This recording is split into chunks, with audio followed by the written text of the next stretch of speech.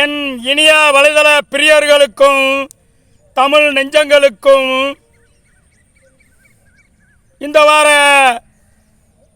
கடைசி கருத்துரையாக மக்கள் உயிர்களை காப்பாற்று, இது அரசுக்கு விடும் கோரிக்கையாய் சில கருத்துக்களை உள்ளடக்கி எழுதியிருக்கிறேன்.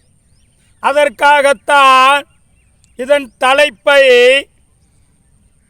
மக்கள் உயிர்களை காப்பாற்று. அழிவுக்கான தொடக்கம் அது, அரசுக்கு தெரியாதா இது? மதுவால் மக்களை ஏன் கொல்லுது? இதுவா அரசுக்கு நல்லது? அழிவுக்கான தொடக்கம் மது, அரசுக்கு தெரியாதா இது? மதுவால் மக்களை ஏன் கொல்லுது? இதுவா அரசுக்கு நல்லது? ஒழிக்கப்பட வேண்டும் போதே ராஜ்யம், தவறினால் இது மக்கள் வாழ்வை ஆக்கிவிடும் பூஜ்ஜியம்.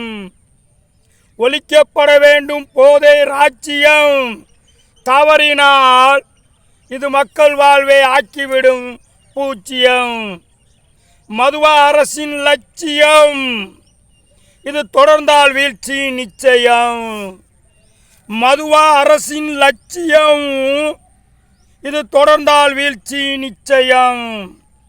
அரசே இனியும் செய்யாதே அலட்சியம், இதை பரிசீலனை செய் அவசியம். அரசே இனியும் செய்யாதே அலட்சியம், இதை பரிசீலனை செய் அவசியம். மதுவா தரும் ஆரோக்கியம், இது அரசே செய்யும் அயோக்கியம். மதுவா தரும் ஆரோக்கியம், இது அரசே செய்யும் அயோக்கியம். அரசு மதுவுக்கு செய்கிறது சிறப்பு, ஆனால் உயிர்களுக்கு இல்லையா மதிப்பு? அரசு உயிர்களுக்கு செய்கிறது துரோகம், அப்படி என்று கூட சொல்லலாம்.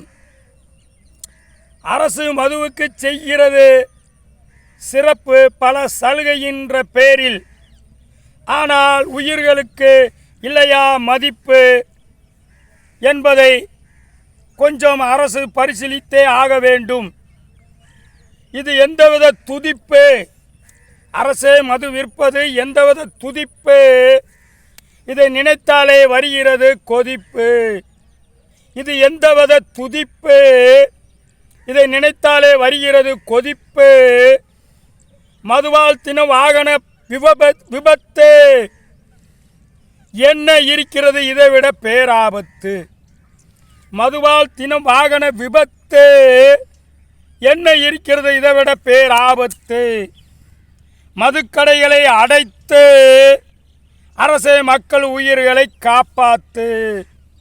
இனியாவது மதுக்கடைகளை அடைத்து அரசே மக்கள் உயிர்களை காப்பாற்று. இந்த வாரம் உங்களுடன் நான் ஏறக்குறைய 8 தலைப்புகளில் என்னுடைய கருத்துரையை உங்களுடன் பகிர்ந்து உள்ளேன். நீங்கள் எனக்கு என் வலைதளத்திற்கு தொடர்ந்து ஆதரவு கொடுத்து கொண்டு என்னை ஊக்குவித்து கொண்டு வருகிறீர்கள் என்பதை நான் உங்களின் கருத்துரையின் பொருட்டு அறிவேன். அதேபோல் என்னுடைய சிந்தையில் சமூகத்தில் சீர்கேடுகளின் உதயத்தை நான் உங்களிடம் பகிர்ந்து கொண்டே இருப்பேன். நீங்கள் எனக்கு தொடர்ந்து ஆதரவு கொடுத்து கொண்டு இருக்க வேண்டும். நான் எந்த ரூபத்திலும் எந்த விதத்திலும் பணத்திற்காக நான் என்னுடைய சிந்தனைகளை செலவு செய்யவில்லை. நான் மனிதனாய் பிறந்து மனிதனாய் வாழ்ந்து கொண்டு இருப்பதின் கடமையால் உறுதியால் நீங்களும் மனிதனாய் இந்த சமூகத்தில் உருவெடுக்க வேண்டும். கேடுகள் இல்லாத பூமி இனி இருக்கப் போவதில்லை என்பதே நிதர்சனம்.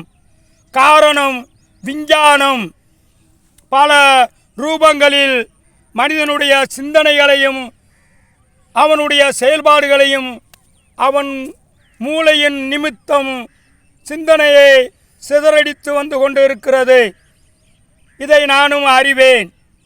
எத்தனை கேடு இருந்தாலும் மனிதன் தன்னொழுக்கத்தில் உறுதியாய் நின்றால் கண்டிப்பாக எத்தனை தீமைகளையும் எத்தனை கேடுகளையும் எத்தனை விதமான போதைகளையும் தவிர்த்து மனிதனாய் வாழ முடியும் என்பதை உறுதியாய் உங்களுடன் கூறிவிட்டு இந்த வாரம் விடைபெறுகிறேன். அடுத்த வாரம் மேலும் வந்து சந்திக்கிறேன். அதுவரை உங்களிடம் இருந்து விடைபெறுவது உங்களில் ஒருவன், மதுரை கவிஞர் சு. வைரன்.